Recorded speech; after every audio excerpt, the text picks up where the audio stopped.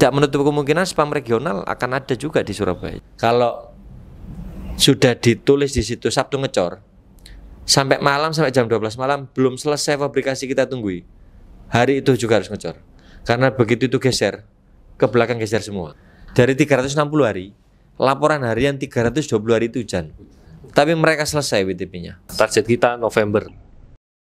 Halo sahabat Surya Bicara, senang sekali saya bisa menyapa Anda kembali dalam podcast resmi Perumda Air Minum Surya Sembada Kota Surabaya. Seperti biasa, hari ini kita akan ngobrol santai seputar pelayanan Prima Perumda Air Minum Surya Sembada Kota Surabaya serta kerja-kerja besar yang dilakukan oleh tim lapangan perusahaan kita yang luar biasa ini. Nah, pada episode kali ini kita akan membahas topik yang sangat penting, yaitu pembangunan IPAM Karangpilang 4. IPAM Karangpilang 4 ini salah satu proyek strategis yang sedang dikerjakan oleh Perumda Air Minum Surya Sembada Kota Surabaya. Sudah hadir bersama kita narasumber dari unit kerja proyek produksi dan distribusi. Terima kasih. Izin Mas Karis, saya Hendro Ardiansyah. Kebetulan diberikan amanah perusahaan sebagai manajer proyek produksi dan distribusi. Terima kasih. Oke, baik. Langsung saja ya, teman-teman, kita masuk ke segmen 1, mengenal unit kerja. Oke. Apa tugas utama dari unit kerja proyek produksi dan distribusi Perumda Air Minum Surya Sembada Kota Surabaya?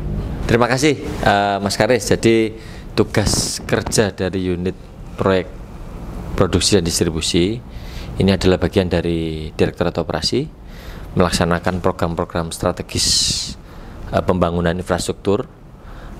Kebetulan ada 2 di kelola project, kami yang bagian bangunan-bangunan. Jadi bangunan infrastruktur SPAM itu ada instalasi, ada booster, ada reservoir, ada rumah pompa. Itu insya Allah kami yang diberikan amanah untuk melaksanakannya. Jadi PPD ini tiap tahun dari program yang sudah ada di dalam rencana bisnis perusahaan itu kita realisasikan tiap tahun sesuai dengan pengembangan Kota Surabaya. Jadi harapannya infrastruktur ini tepat secara waktu, secara biaya, karena jangan sampai kita bangun tapi tidak langsung dipakai. Kita melaksanakan pembangunan sesuai RENBIS, jadi program-programnya sudah didesain sama Renstra Litbang, itu berurutan. Dalam beberapa tahun terakhir kami membangun bangunan-bangunan semua, dimulai intake, mulai rumah pompa booster, reservoir. Untuk di tahun ini kami diberikan amanah untuk membangun instalasi baru, instalasi IPAM Karangpilang 4 Surabaya. Insya Allah amanah ini insya Allah kami laksanakan dengan baik. Niat kami ya segera selesai, bisa memberikan manfaat untuk masyarakat Kota Surabaya khususnya, bisa berkontribusi meninggalkan legasi yang baik untuk Kota Surabaya.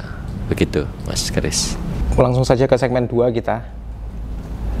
Apa itu IPAM Karangpilang 4, Mas? Dan mengapa proyek ini dirasa penting bagi masyarakat Kota Surabaya?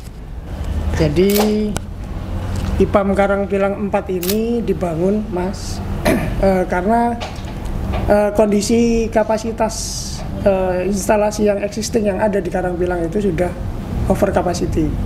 Jadi dengan adanya IPAM Karangpilang 4 ini diharapkan nanti IPAM-IPAM existing yang ada di Karangpilang ini kapasitasnya kembali ke desain awal.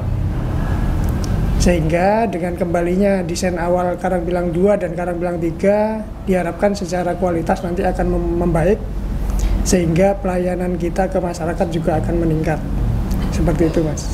Secara kuantitas sudah hampir memenuhi pasokan air di pelanggan, hampir. Tetapi ya, secara keandalan dia masih belum memenuhi karena dia berjalan secara over capacity.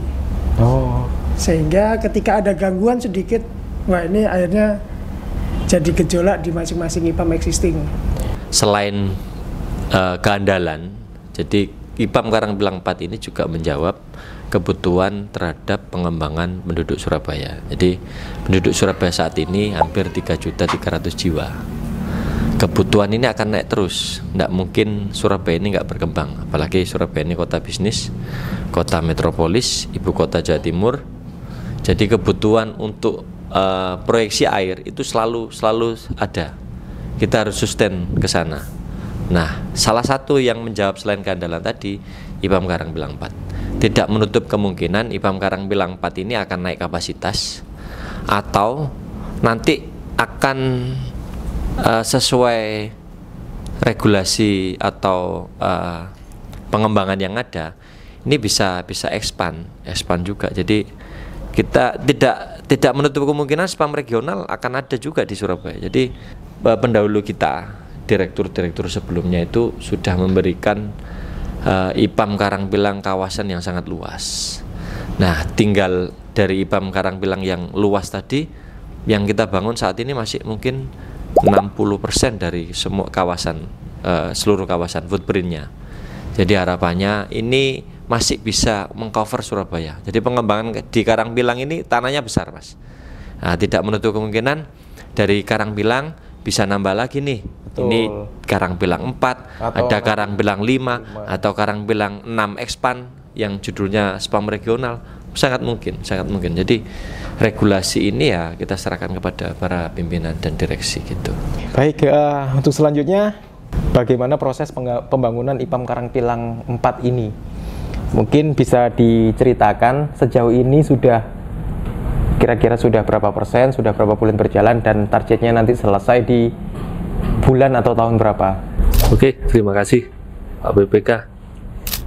Bantu jawab untuk target. Sampai sekarang ini masih berjalan proses pembangunan IPAM Karangpilang 4. Kalau bangunan pendukung itu hampir 99% finish. Tinggal WTP atau bangunan utamanya. Ini masih kita kerja target. Insya Allah akhir tahun bisa selesai. Oh, akhir tahun di 2025 ini bisa jalan ya, Mas? Target kita November. Itu target kita November. Jadi ini yang sudah selesai 90% lebih. Bangunan pendukung. Bangunan pendukung itu meliputi mana aja, Mas? Meliputi kantor. Terus bangunan bahan kimia, bangunan klorin, powerhouse. Itu sudah. Tinggal WTP-nya untuk pengolahan airnya. Berarti yang masih lanjut. Proses tadi WTP-nya masih berapa persen kira-kira sejauh ini? Sekitar 60-70%. 60-70%. Selanjutnya, tantangan terbesar apa yang dihadapi dalam pembangunan proyek ini? Dan bagaimana cara tim mengatasinya? Jadi, mungkin tantangan-tantangan itu termasuk kendala-kendala yang dihadapi secara internal maupun eksternal, seperti itu.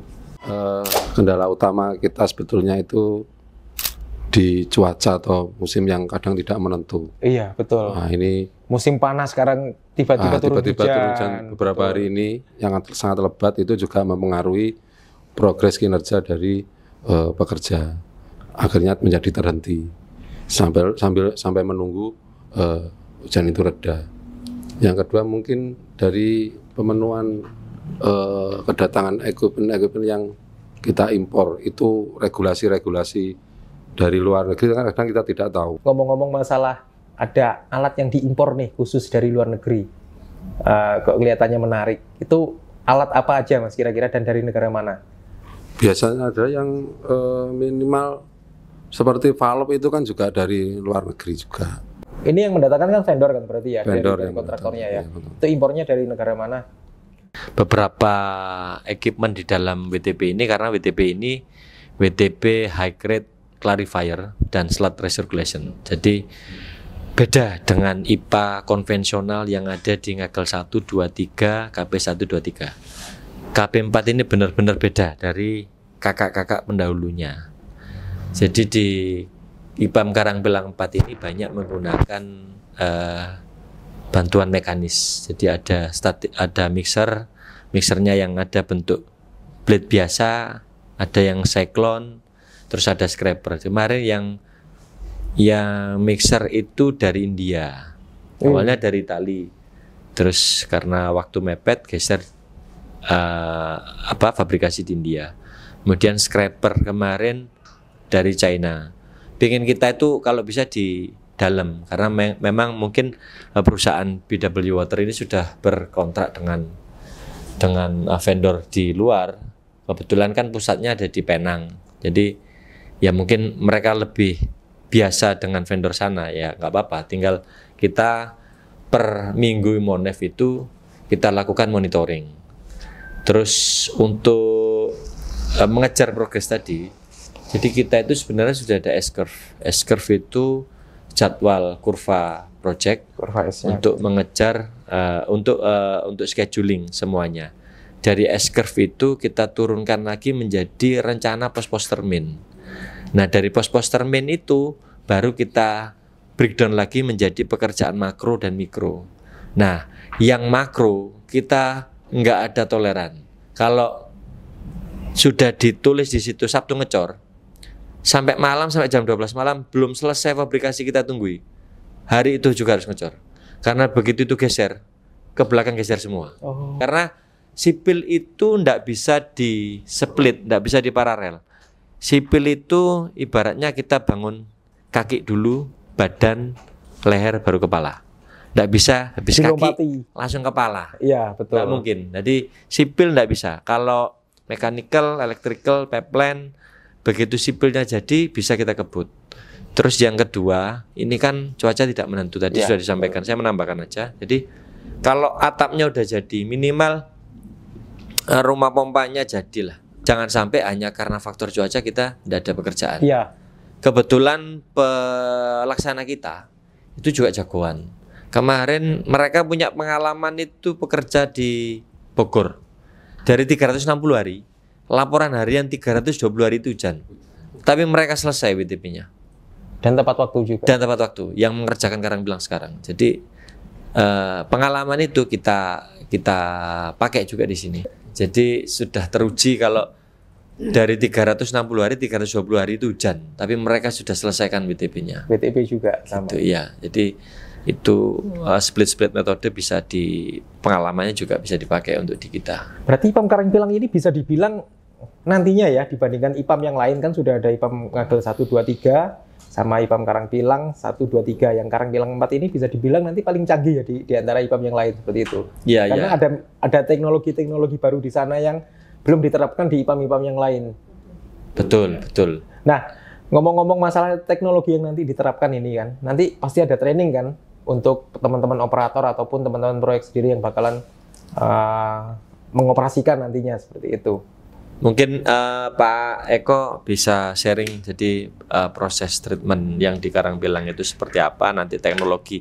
Dan Pak Eko SPV instrumentasinya tadi ya, yang berkaitan dengan sensor-sensor tadi ya. Ya. Baik, silakan Mas Eko. Ya, terima kasih Pak Indro. Ini di KP4 kan teknologi terbaru, bahkan yang ketiga se-Indonesia ya Pak. Nah, baru ketiga ini baru dibangun yang menerapkan teknologinya. Kalau nggak salah ada berapa se-Indonesia, 300 PDM lebih kalau nggak salah. Iya, ini yang ketiga teknologinya. Dan teknologi ini kan teknologi high rate. Nah, kalau Ngagel 1, 2, 3 dan KP 1, 2, 3 itu menggunakan konvensional. Mereka menggunakan praset untuk pengendapan pemula, sedangkan kita enggak. Langsung di situ ada pengendapan, sekali lagi sebagai berfungsi sebagai pengendap juga sebagai plokulan, koagulan, plokulannya di situ.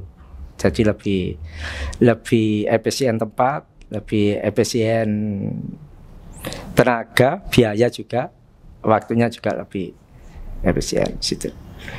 Kelebihannya di situ. Nggak ada pengendapan awal, tapi di situ dijadikan satu tempat dalam heat rate berupa clarifier. Ya, gitu aja. Terima kasih. Masuk ke segmen ketiga mengenai manfaat dan harapan. Manfaat apa yang akan dirasakan masyarakat Surabaya setelah IPAM Karangpilang 4 ini selesai dibangun, Mas?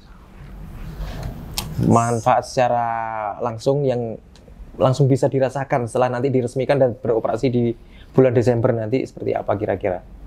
Insya Allah dengan dibangunnya IPAM Karangpilang 4 kita kan pernah punya share itu dokumentasi, jadi coding perubahan tekanan selama masa pemerintahan direksi sekarang, apa saja yang sudah dibangun itu kan kelihatan coding warna mulai dari merah, kuning sampai sekarang hijau. Dan beberapa daerah Surabaya Utara itu kan masih kuning.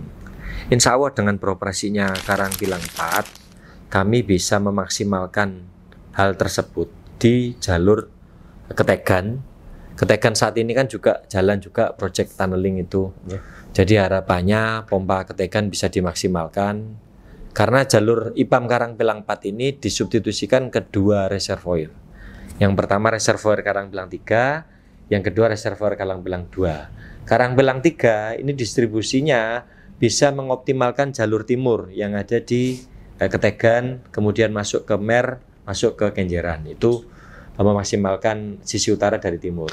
Untuk yang Karangpilang 2 ini kan substitusinya selain Karangpilang 3, Karangpilang 2 ini bisa masuk ke Putat 1 dan Putat 2. Di Putat 1 dan Putat 2 ini semuanya 3 jalur support knotling. Jadi ada di Putat 1 masuk ke Margomulyo, Putat 2 masuk Tanjung Sari, Ketegan masuk di Mer, ketiga-tiganya bertemu di Jalan Kenjeran. Harapannya dengan IPAM Karangpilang 4 beroperasi, setidaknya kita hijaukan Surabaya, kita green force-kan Surabaya seperti itu. Iya, keren. Ya.